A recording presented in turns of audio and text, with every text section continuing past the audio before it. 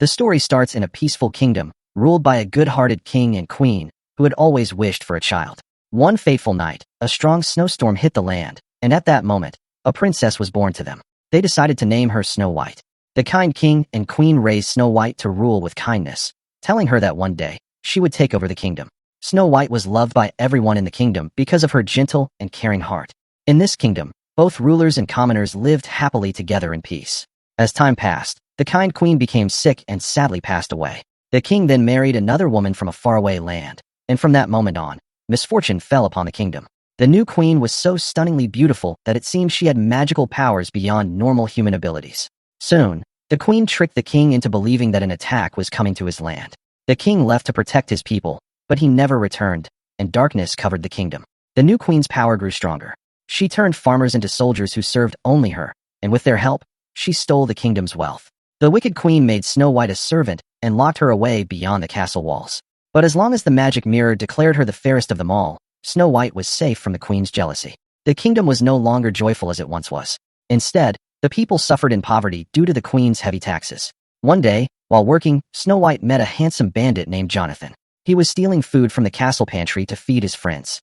Seeing this, she kindly allowed him to leave with the stolen goods.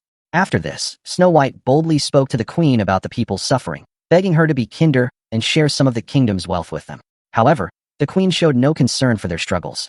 During their conversation, a huntsman arrived with Jonathan, exposing him as a thief.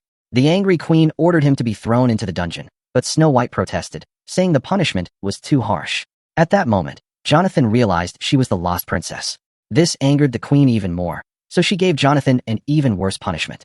Snow White could not bear to see him suffer, so she went against the queen's orders and freed him. The queen was furious and turned to the magic mirror once more, asking who was the fairest of them all. But to her shock, the mirror revealed that Snow White had now taken the title. Filled with rage, the queen ordered the huntsman to take Snow White deep into the forest and kill her. She commanded him to remove her heart and place it inside a jeweled box, promising to reward him with anything he desired once he returned. Snow White was thrilled to see the outside world after being trapped in a castle for years. She was so kind to the huntsman that he could not bring himself to kill her. Instead, he told her to run away and warned her of her stepmother's wicked plans. Terrified, Snow White fled into the dark forest, which seemed to be alive. She accidentally fell into a river and found herself in an unfamiliar place. But she was not alone. Many animals lived there, and they quickly became her friends, sensing her kind heart. Suddenly, the animals led her to a hidden cottage deep in the woods. She went inside and, finding no one there, fell asleep in a bed. Unbeknownst to her, the cottage belonged to 7 dwarfs: Grumpy, Dopey, Happy, Doc, Bashful, Sneezy, and Sleepy. They spent their days mining diamonds a few miles from home. After a long day of work, the dwarfs returned home and were about to go to bed when they discovered someone was sleeping there. They were scared and rushed to attack, but they stopped when they saw it was a human. Snow White woke up, just as frightened as they were. When she explained her troubles, the dwarfs felt sorry for her.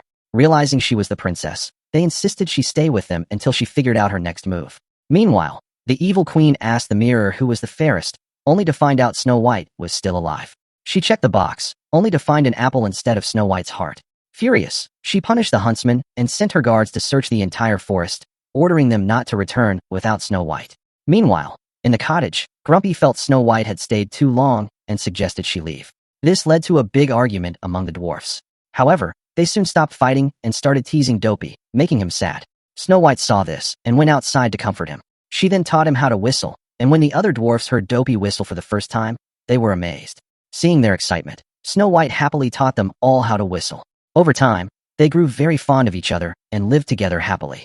Snow White shared stories about her father, the king, which made her believe he might still be alive. She felt it was her duty to find him.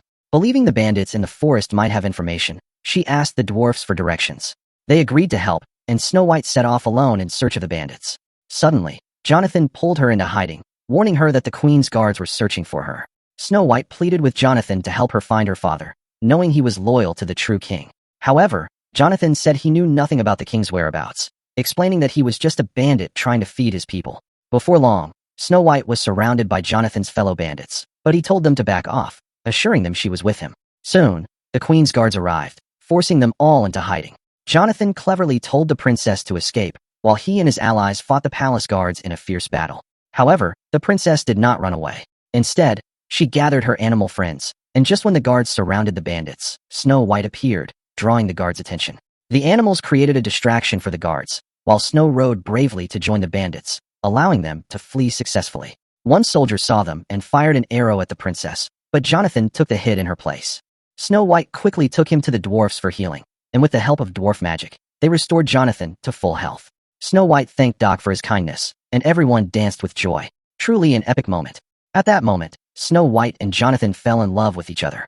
Suddenly, they heard the loud horn of the Queen's guards. Jonathan assured her he would return in 2 days to help find her father. Then he left with his allies to lead the guards away from the cottage. As Jonathan left, he accidentally stepped into a snare trap and was caught.